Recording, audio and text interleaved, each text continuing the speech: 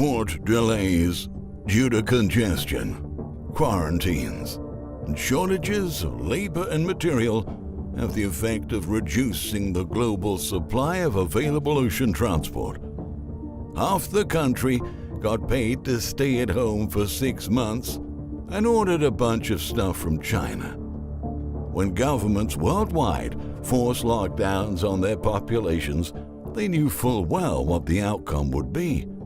Way too many charts to try to explain what is actually a planned collapse of the global economic Ponzi. There is an ocean of empty promises in the world. Government bonds, corporate bonds, stocks, CDSs, CDOs, public and private pensions, real estate loans, student loans, car loans, credit card debt, etc., that can never be satisfied. Only the illusion of sustainable growth keeps the mirage from fading, but fade it will. Supply chain issues are only worsening. Global companies will be raising our prices 2 to 3 times the normal annual hike due to our costs, supply chain fiasco, and short on help. That'll all get passed down to the little guy. Energy prices are going to be exponentially higher, which will only throw more fuel onto the inflation fire. But the market has been so disconnected from reality, who knows how it will actually play out. Remember, inflation is transitory, according to the Fed. But the real bloodbath starts in April. You ain't seen nothing yet. The global oligarch, Russian billionaire entrepreneur Oleg Deripaska in his Telegram channel spoke about the reasons why America is doomed. America can certainly dream that President Xi Jinping will make too many mistakes in the near future or the Chinese bureaucracy will rebel, but this will not solve those internal problems that pose the maximum threat to her. 1. Uncontrolled growth of federal debt without creating sources for its repayment or refinancing. 2. Huge trade deficit. 3. Lack of competence in the modernization of basic infrastructure in the United States. 4. A strong military-industrial lobby demanding conflicts around the world, and even the withdrawal of conflicts into space to justify military spending. 5. The complete absence of a program for the development of nuclear energy as the basis of a low-carbon economy. 6. Dependence on imports for many raw materials from countries that are not very friendly to it now, etc. The U.S. would like to buy some time, but China cannot be stopped. Financial technologies and the digital yuan will provide it with an advantage in global trade, especially when dollar settlements are seriously complicated by sanctions obligations and a potential reunification with Taiwan in 2025-26 will not only solve the remaining technological problems, but also make the Pacific Ocean an internal Chinese reservoir. So, imperceptibly, the American dream can become an American tragedy. But of course, this will not make it easier for us in that new world where China is no longer a kind teddy panda, but a strong dragon. I would very much like to see an updated strategy of Russia in Asia, with a serious acceleration in the development of those regions beyond the Ural Ridge, taking into account the new role of China. Welcome back to the Atlantis Report. Please like and share.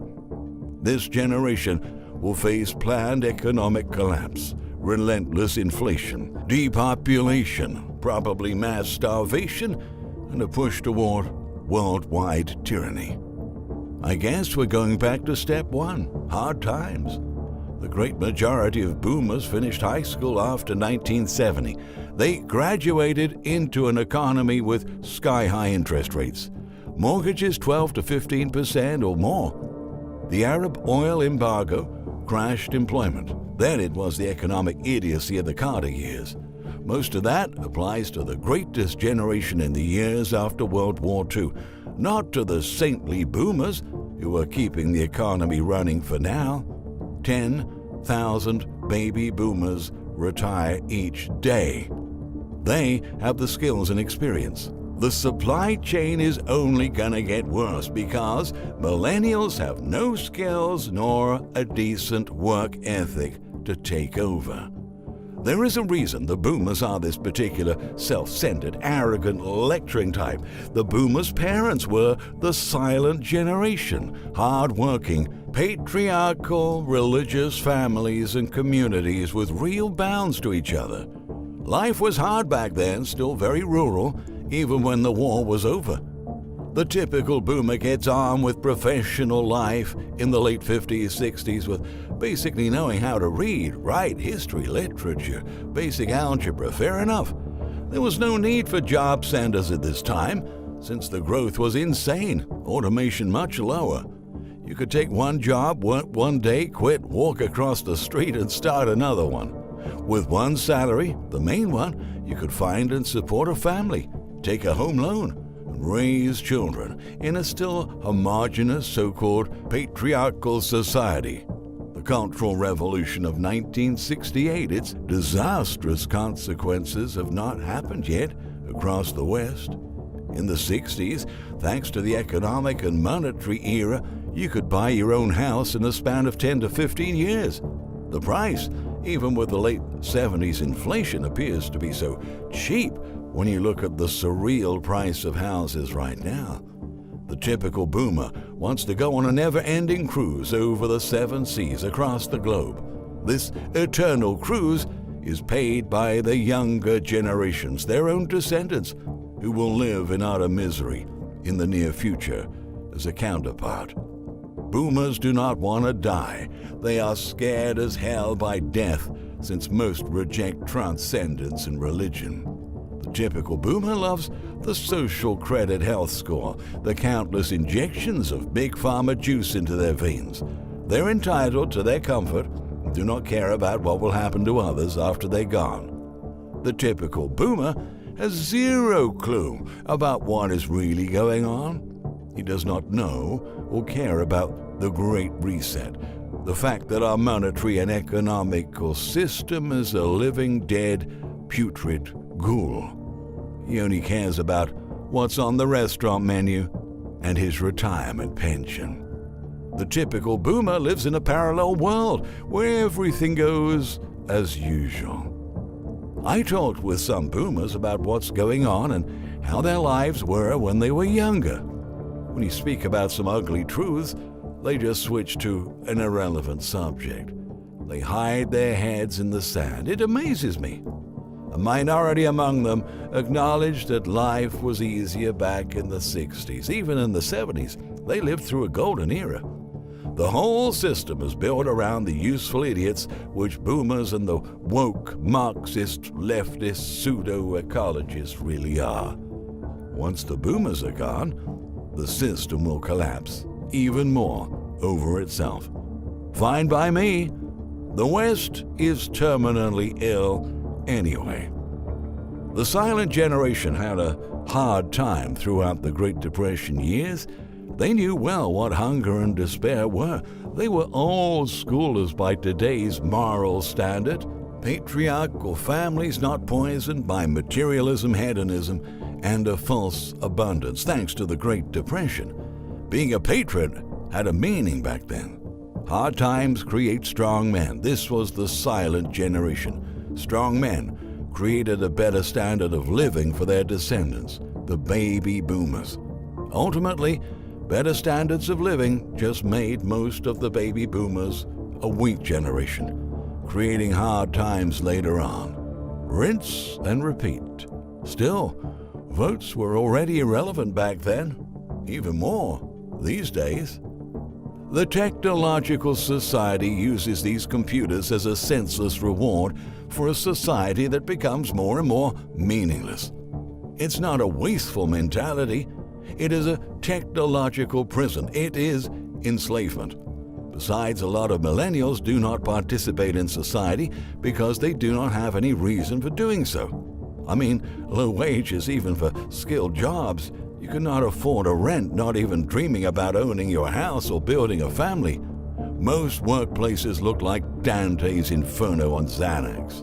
We cannot fix the problem. Our technological society is long overdue. We still use an analysis grid stuck decades ago. It will not work that way. Automation has exploded. More and more jobs have become obsolete and disappeared. Most workers became obsolete. Menial jobs were created for this very reason. The main problem our society has is the constant thirst for more techniques. This is an endless alienation of the human inherent nature to force its integration inside the technicist society. Modern, industrial, technicist society will lead to an ever-increasing amount of human misery and pain. We're stuck in a technicist society heading further and further to advancement of its technicist aspect. There is no brake on this technicist train, even if, in this process, what defines us as humans will be completely overwritten. The government is not in charge of anything but himself. Politicians only care about themselves, their career, and their bank account. This is all political kabuki for everyone to see. The future should be local. Local production of goods, local agriculture, local energy creation. All this BS talks about global warming when the tiniest good is shipped 6,000 miles on 7 different carriers just to get to you. And no one seems to have a problem with this.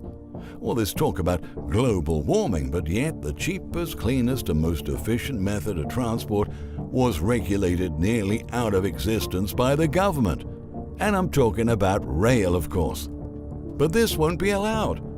Look up the destruction of the kulaks, small business, small farmers, during the early stages of the USSR. They were demonized and destroyed. And this universal destruction was accomplished with primitive yet effective centralization. Today, the technology is much more advanced for centralization and oppression. May God have mercy on us. I call 2022 the year of peak everything. The peak insanity of the unsustainable world we have manufactured has been reached. Want a thumbnail example? How about 6?